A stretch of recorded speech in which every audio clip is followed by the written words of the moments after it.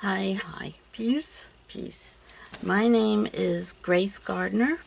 I am 64 years old, and I used to live in New Jersey, and I am the creator of this as the peace sign, and also the circle peace sign that you're all familiar with, and Earth Day. I worked from the time I was about 2 years old for a company that's known as the Rand Corporation, which I named. So it says it dates back to the 40s, but it does not. It dates back to probably, well, I would start it from when I was two. They the people who owned me, because I was a slave and a prisoner. And the way they did that was they kept me drugged and hypnotized, and they fooled around with my memory, which I would like to say is horrible, because what they're doing is they're taking away your free will. Now, these people are part of a huge organization known by very few people as the Satanic Church. Because you can be in one of these clubs or organizations or companies and not realize that it's satanic. So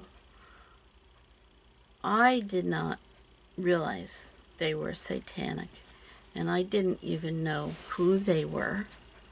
As I got older, I met a man called Peter Mickelson.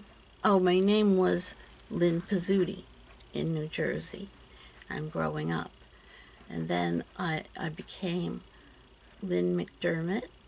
I was married to Jay McDermott for 3 years. He has since joined the cult. I'm going to call it a cult sometimes. It's really a cult. They call it a church. But I got a definition of a cult one time, and it was anything, any church or body of people who worship something other than God. And they consider Satan their God.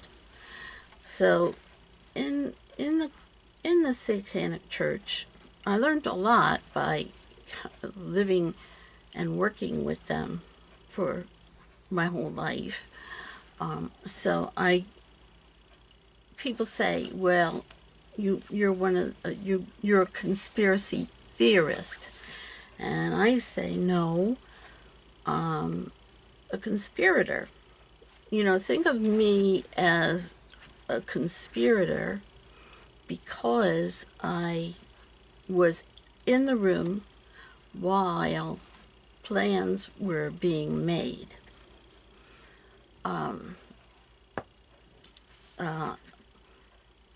One of the big things I did for the Rand Corporation was to name everything.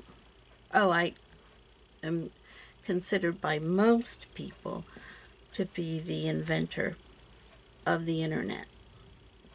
And Al Gore even apologized to me because he had said he invented the internet, but he did.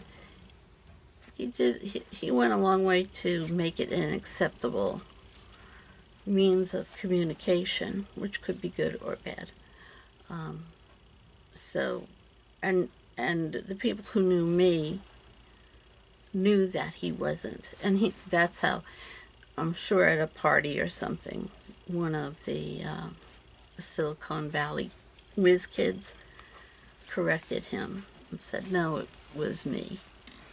But anyway, so I named everything. The internet, I named. There was no name for it. And the web. Now, I don't know why they wanted two names. I think I told them that would be confusing. It still is. I don't see why they did it that way. But they wanted like a World Wide Web is mine. And so I know of the people who took it over immediately and turned it evil. Whatever these people touch turns to, well, to gold in their mind, because it's so, they make so much money. But they turn what they can into something that's evil. And they like to profit from evil things. They like to profit from cheating. They would rather profit from cheating than from a legitimate business. Like Donald Trump went on and on. When I met him a few times in my life. When I was 15, he took me on a date and he drugged me and he raped me. And that's a whole other issue. But the reason why Donald Trump's school was sued was because he taught how to cheat the system. That's pretty much all his course was about. It wasn't really about real estate or business or anything, just what was legal and what was barely legal and what was illegal but didn't have very many fines. So that kind of thing. And he would rather make money illegally than legitimately. He never did go to school, and any school. He didn't go to any school, and his real estate savvy, if you can call it that, he was something like $250 million in the hole, or more, close to $1 billion in debt when he became president. That's why he wouldn't release his tax returns. But it didn't seem to bother him because he was doing everything illegally and had not been stopped. But they're all like that. All Satanists want to do business illegally, and they want to make money illegally. I guess it's their joy. They have no real joy, and they don't have any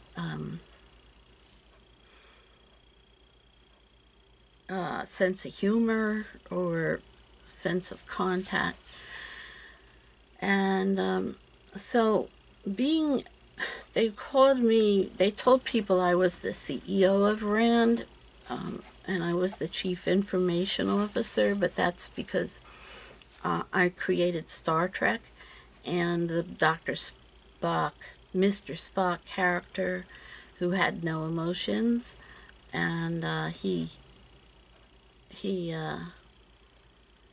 I forgot where I was going with that. Anyway, so he was the Chief Information Officer on the Enterprise, and I think that's why they called me the Chief Information Officer. I can hold lots and lots of facts in my head, and so when people were told that I didn't have any memory, they assumed it was because I was retarded.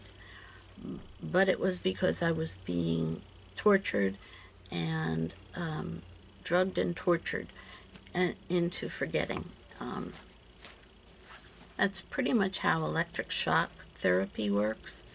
They torture you and give your brain shock waves, and that scrambles up your brain, and then they add in a memory they'll just tell you what what it is they want you to remember, and the real memory goes away. But it doesn't go all the way away, because my memory has recently returned. I left in 2007, and after that, the NSA tried to find me, because there are many generals in the NSA who are Satanists, and he had the entire NSA looking for me, and it made it look as though I was the criminal, and of course people think they're the good guys, right? But they're not.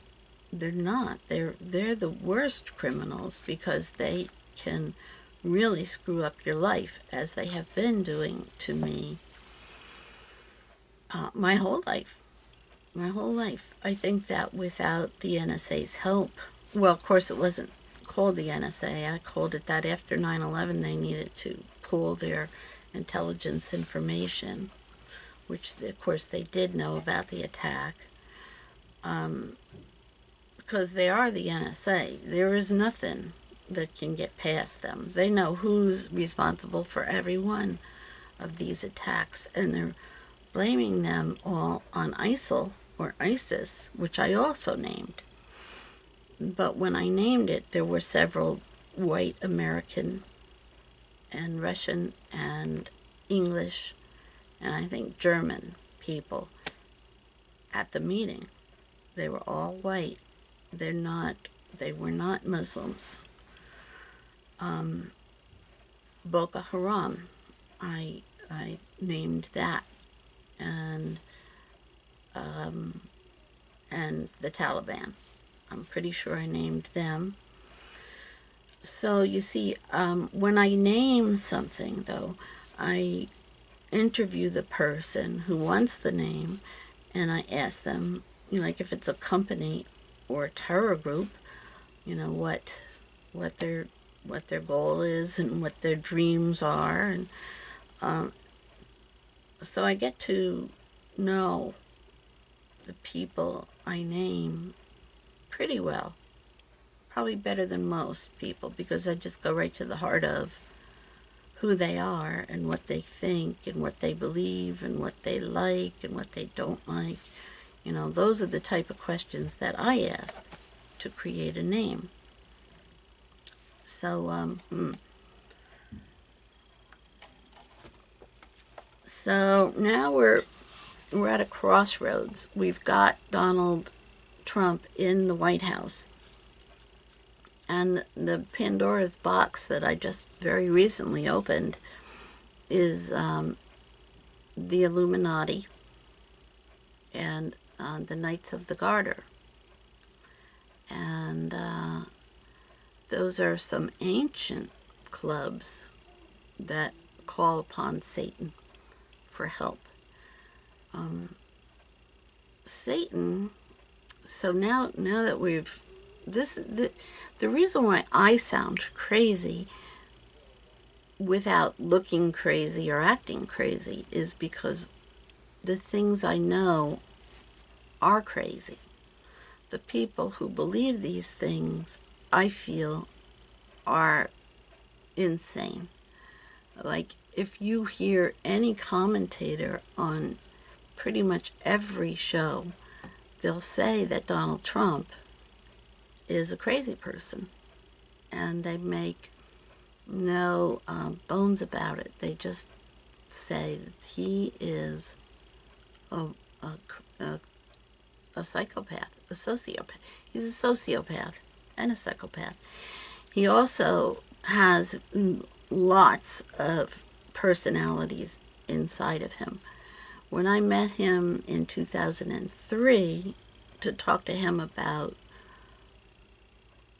running for president, one of his aides, who had been with him for 13 years, said to me, Donald would turn and talk to the woman who drove him, who you had to make appointments through the woman who essentially owned me, Rita Denman. And so once in a while he would turn and talk to her because she knew what he was talking about when she felt for the Satanists he was their Messiah. And that is why he has such a following. There are people who really, really believe this stuff. Like, that's their life. That is their life. It's their hobby. And they follow Satan and his descendants and people who want to rule the world through greed and might, and just don't care about killing. In fact, they enjoy it. And all those people like in the Illuminati and part of the Knights of the Garter and the Knights of what's the other one? The one in the Da Vinci Code. Those people, I have met those people over the years. I've met everybody. One of the popes, a few of the holy men, Nelson Mandela a couple of times, a lot of people I've met. So I had a life that I couldn't remember. I also had a 9-to-5 job at a bank as an analyst, a CRA analyst for a bank. And I had a family. Peter Mickelson was my husband, and my daughters, and a little house, a little under 2,000 square foot house that we paid a mortgage on and struggled to pay the bills. And in the meantime, I was making, for the Rand Corporation, I was making probably $100 million a year, because I also write songs, I write movies, I act and direct. How about them apples? I directed that. That was my line. Anyway, good movie, Good Will Hunting. If you are in a melancholy mood and you want a little pick-me-up, watch that. Good Will Hunting was a good film. Anyway, so I have a different vantage point than everyone else. I can see both sides. I can see the evil side and I can see the good side.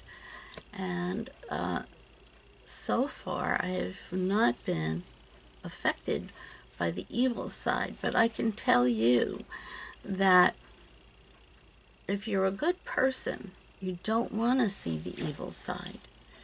And that can make you very vulnerable and a target, and things in the world continue to perpetuate along the lines of evil because good people don't want to see it. They won't see it if they don't want to see it. And it's a detriment. After I was getting a divorce, and I had gotten my husband to move out, which was a hard thing to get done when you're married to someone who is the prince of a satanic cult. Believe you me. And I said to him, well, now that, we're divorced, I'm going to start to write. And he said, what are you going to write about? And I said, good and evil. And he was on his way out the door, and he said, you can't. And I said, why? And he said, because you don't want to look at the evil. And then he left, and I thought, but I guess it was that changed my world. I didn't want to, he was right.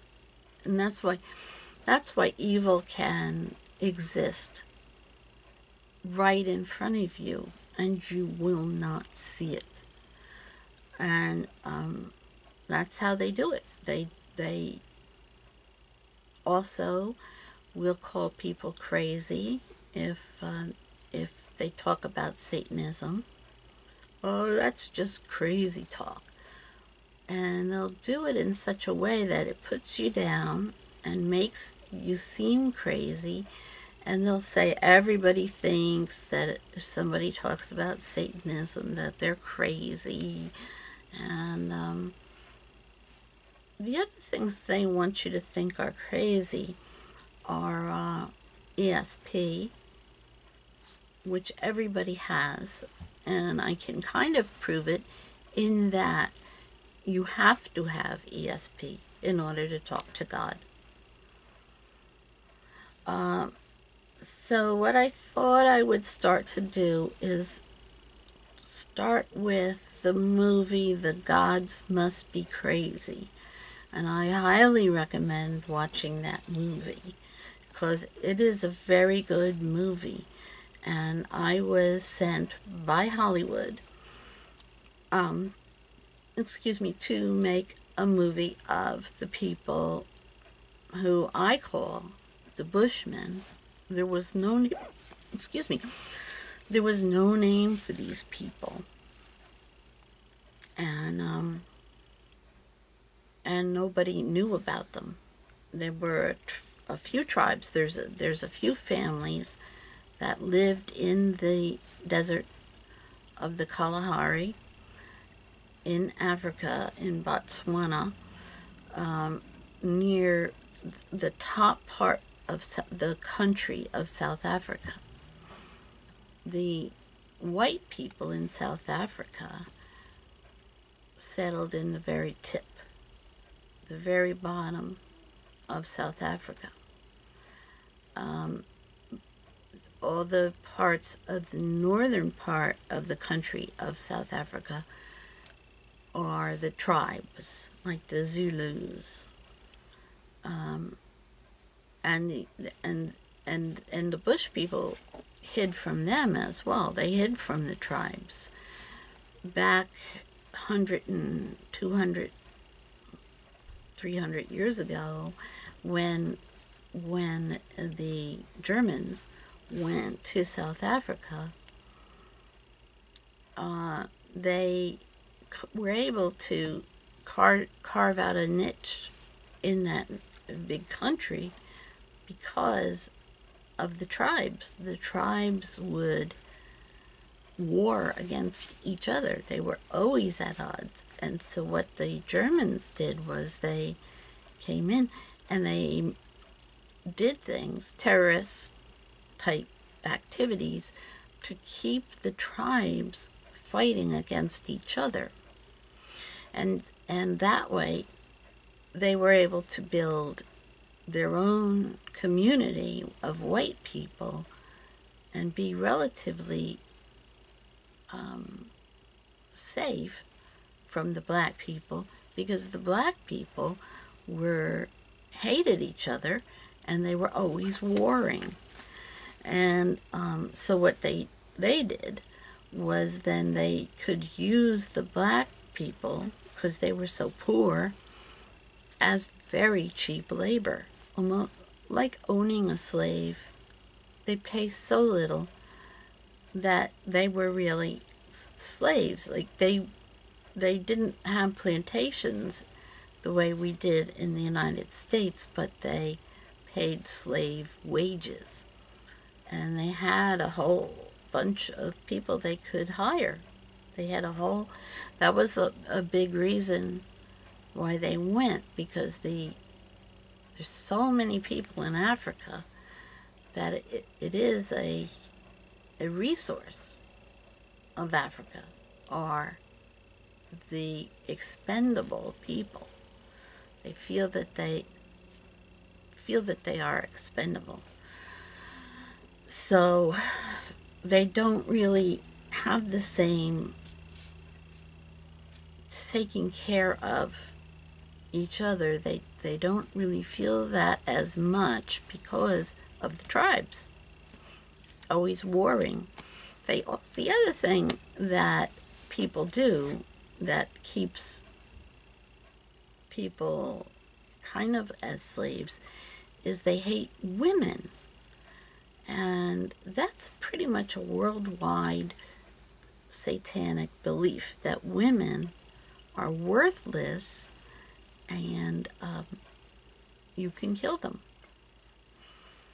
A little side note, when I was a young teenager, under 17, under 18, the statute of limitations in the United States was,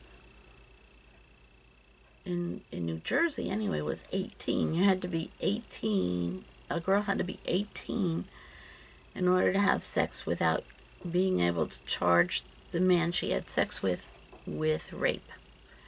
Statutory rape, it's called.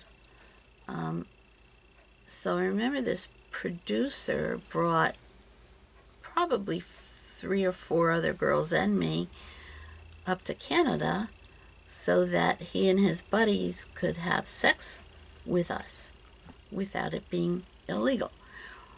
But in Canada, there's may not be an age of consent, but they have a law against somebody bringing children to Canada to have sex with them, which is a good, I mean, that's a really good idea on their part. Whoever came up with that law, that was great.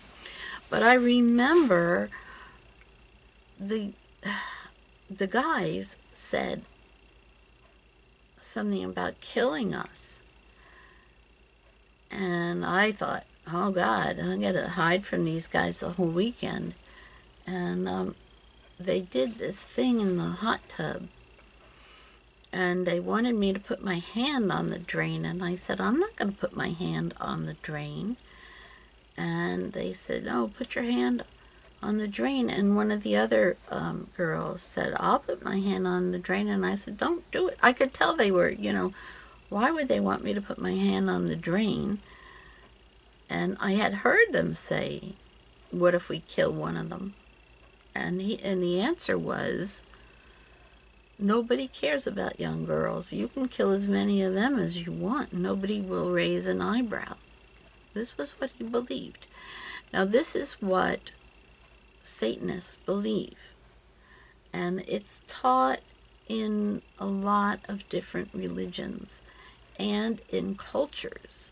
Like the whole culture in the Middle East is that women, girls especially, are completely expendable, and they should not spend money on educating the girls because it's taking money away from having a boy educated. And girls cannot be allowed, in most of the Middle East, girls are not allowed to go to school or to drive or to even to hold a job in many places. So their belief is that the girls can't do it, but they actually can do that. They can do anything a man can do and have babies. So we're better. And it's been shown in tests that women have higher IQs than men. But in their mindset, girls are not as worthy as men, so they shouldn't be taught anything. But so what they're doing is they're making women, they're forcing women to be dumber than they are by not teaching them anything. And if you try to learn, like that little girl, I can't remember her name, who was on the bus, she was on her way to school, and she was shot in the face. And I talked to someone who was from Afghanistan, and he said, well, she deserved it. She shouldn't have been going to school. And I said, what? Are you kidding me? And he said, no, girls can't learn, and girls should not try to go to school because that means she's taking education away from a boy, and you can't have that. And that's what he believed. I said, do you realize that I'm a girl? So there's this whole culture that has sprung out of Satanism, whole government policies and religions that have all sprung from Satanism. So the Bushmen of the Kalahari, what had happened was they used to live near the coast where there was vegetation, and you could live there like the apes. Like the apes will live in the forest, and they all they have to do is, eat grapes and screw. According to the people who followed the apes, that's pretty much all they do. They sleep, have sex, and eat. Sounds like a great life. That's what I said. Sounds like a great life to me. But so Africa is so rich in abundant with minerals and everything that you could actually just live and not ever have to work or anything. But what happened was the slave ships came from America and from other countries, and they would do like a dragnet type thing, and they would just grab up all the humans they could find and put them on a slave ship, and they brought them to America. And so there was patrols, and they would go, always have patrols looking for ships, and if a ship comes in, then they would warn people, and they would scramble inland toward the desert. So what these certain tribes decided, this is what they told me, so I'm not making this up, that they would just stay inland. They just wouldn't live in the forest anymore. They would live in the desert. But living in the desert is much harder. It's work. It's hard work. And I detail it in The Gods Must Be Crazy. But that way they felt they were safe from the slave ships.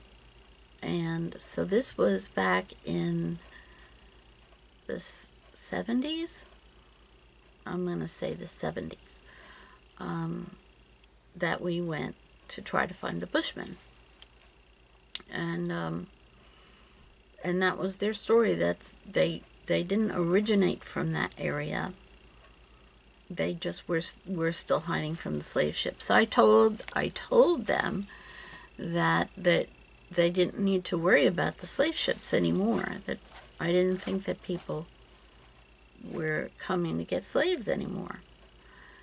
But as it turns out, the men who would be the watchdogs to watch for the slave ships to come in for money or exchange for any number of things, they would not tell the people that the slave ship was coming.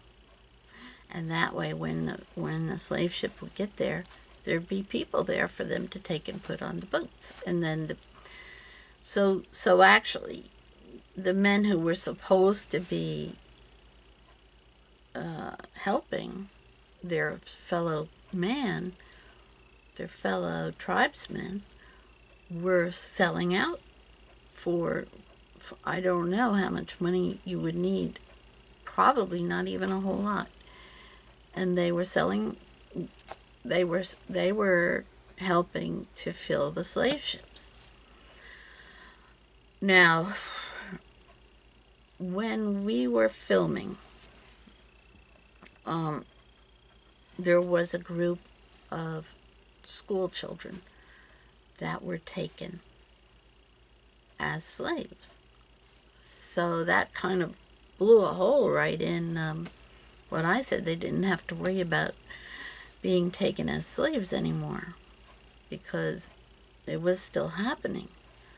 But this time it wasn't that people were supposed to be watching the shores for ships, slave ships. It was people who actually stole children to sell them into slavery. So it was just greed, again, just greed. And you could pretty much tell from the unfolding of the events that they must have known. Like, the government had to have been in on it, because the government would leave food every 10 miles for the children to eat on their journey to wherever they were going to be sold from.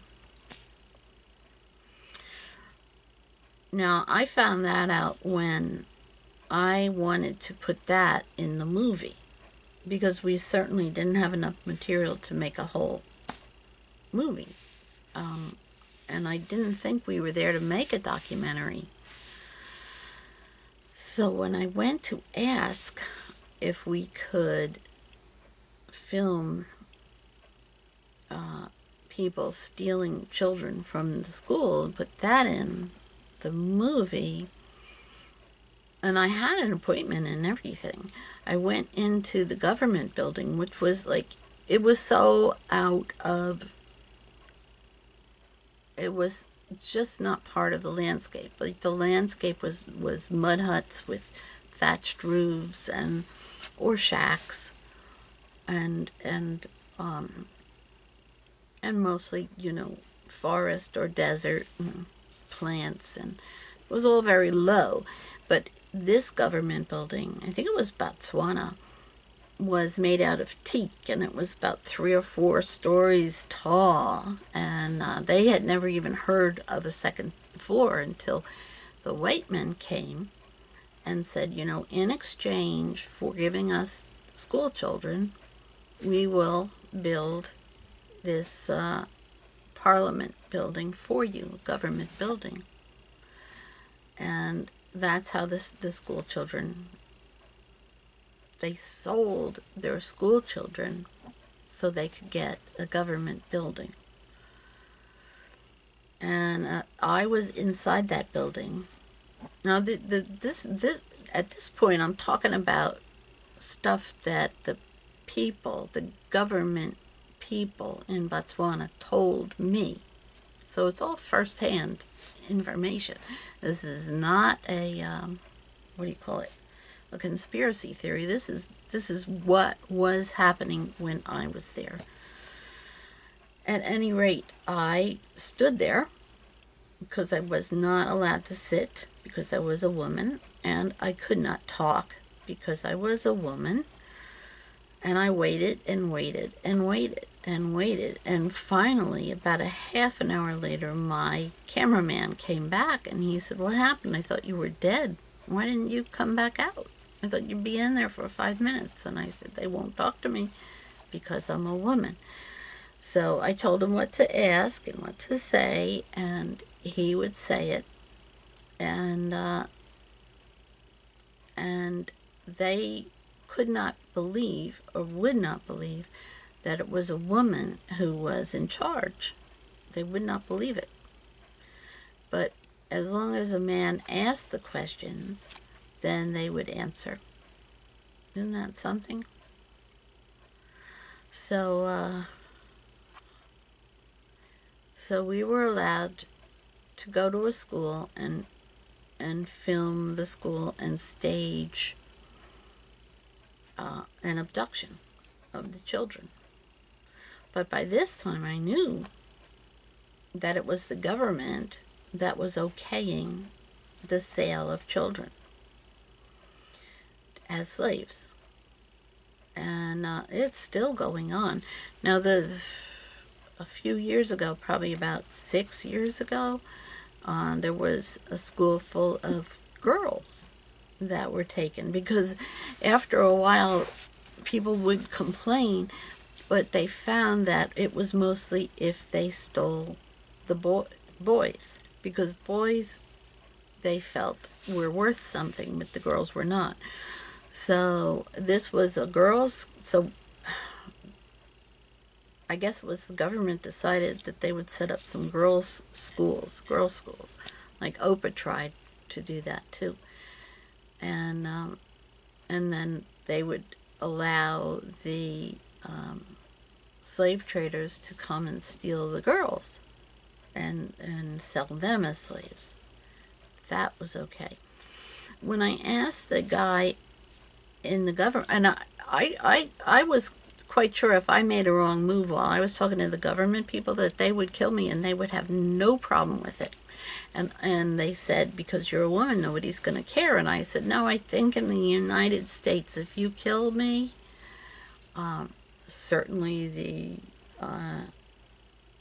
the movie studio will care and the government will care and they'll come for you. But they didn't believe me at all because I was a woman. They really weren't supposed to even listen to me. And they would make and men do it here. I mean, men still do it. Old men do. Not so much young men anymore. But old men will go, oh, what is that noise? Is it an insect? Like that. Like, because if I'm talking, I sound like an insect to them. And they're taught not to.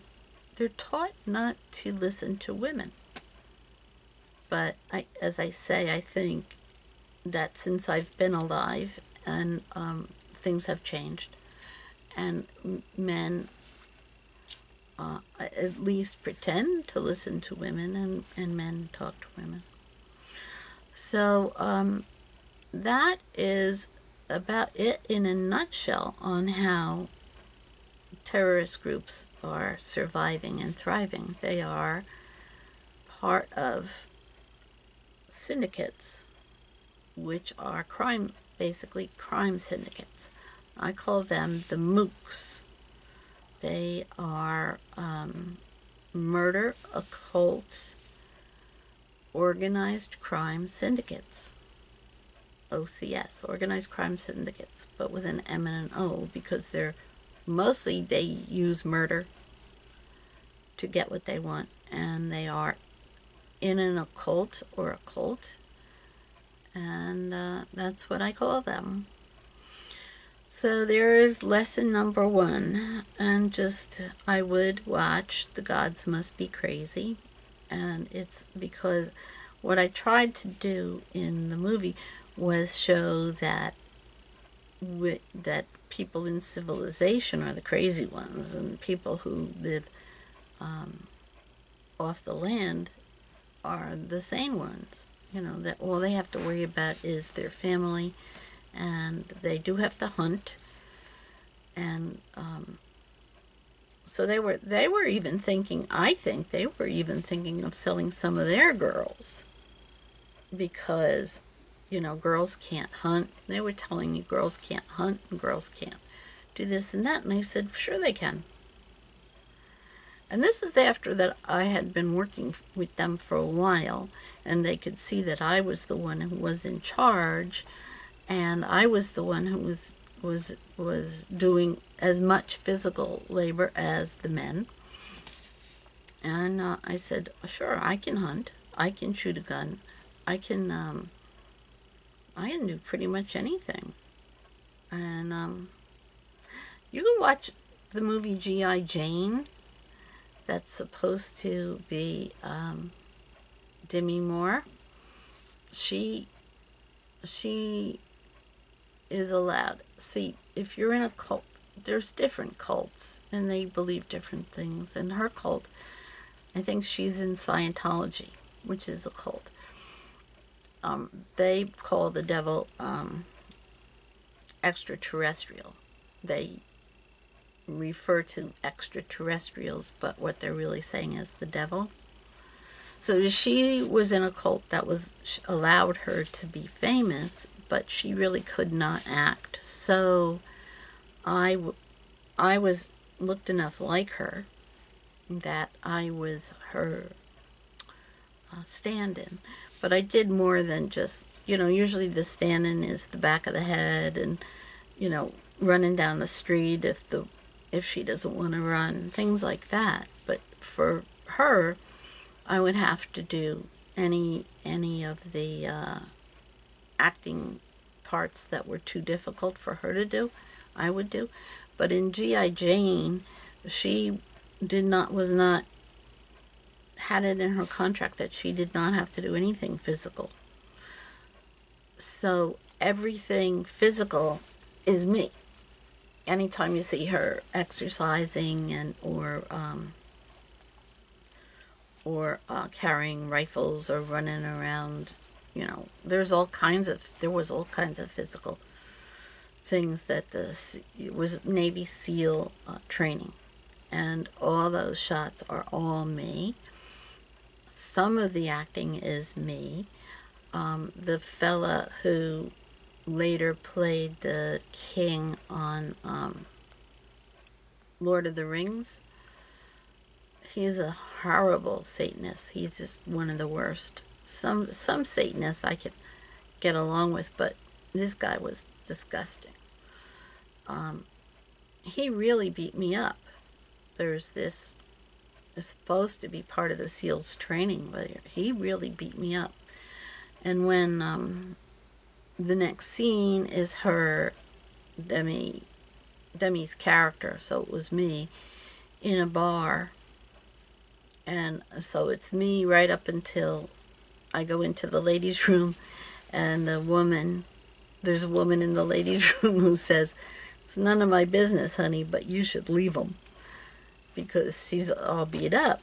Now that was not makeup. And in fact, I looked a little bit better than what I looked like, because the makeup girl said, "Well, here, let me at least open your eye for you." My eye was all swollen shut. So I looked even worse than that. He really beat me. And then I say S my D at the end of the fight.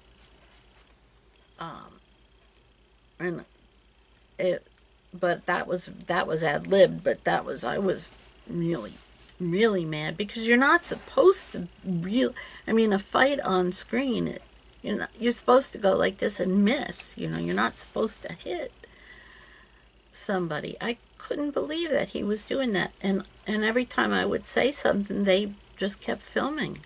They wouldn't cut.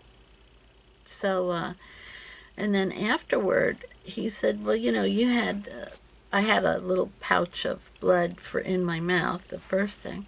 And he said, "Well, how did you get the blood on your face and your forehead and your arms?" And I said, "Because he was beating me up."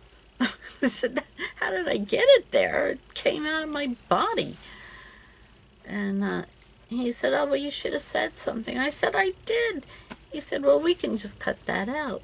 Well, but he should have stopped the film, and he should have reprimanded the actor and said, "You're not supposed to connect when you hit."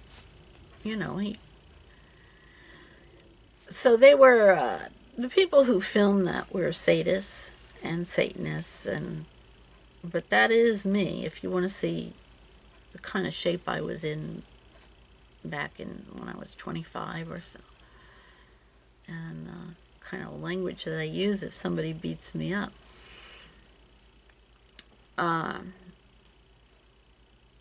Anyway, there you have it. That's a lot of information, but I'm going to try to keep this going, and I'm going to try to reference that movie. So you can go to the library, and my library has like 6 copies, so it's still a pretty, it's usually on people's bucket lists. They're every once in a while they'll do bucket lists of what are your top 10 movies that you would think everybody should see, and that's usually number 1. I don't know anymore, but it was for years and years. So it's good. It's fun. Oh, and I might as well tell you that on our way there to find the Bushmen, I started filming because I thought some of that might be in. I might be able to work it into the movie, and I didn't know what we would find when we got there. So I just had the cameraman film, and the guy who was in the movie, I don't know whether he was an actor, but he was from the area. So it was real cheap to hire him. And the truck really didn't have brakes. I mean, all of that was real. And all we did was speed up the film a little, so to make it like slapstick. Because when I was trying to explain movies to the Bushmen, I had the cameraman show them what a movie was. I guess they saw it on, on the camera screen or something. I forget how we set that up so that they could see it. But every time that the truck would roll and things would go wrong, those kids would laugh hysterically. They thought it was so funny, so I thought I gotta keep that stuff in. But that a lot of that was real. And there's another movie that came after it called The Gods Must Be Crazy too, where they kind of discount everything that I said. And they also killed the guy G who was in it, who they see, you can tell it's Satanist when they put X's. They spelled his name XI. The people who made the second movie, The Gods Must Be Crazy 2, and they only made that to discount the movie, my movie, saying it was just Hollywood fantasy, but it wasn't. It was exactly what people told me. And the abduction scene, I think, might have ended up with children being abducted. It was a horrifying thought, and it was horrible to be there and know that these people who lived there, their government was not only not protecting them, they were abusing them and selling their children, and selling them if they could get a hold of them. But it's a Satanism ends up hurting so many people that and now you can see it on a grand scale with Donald Trump. How many people can get hurt by it? Ugh. All right, well, peace, and hope for world peace. Think peace. Rise up. Think peace.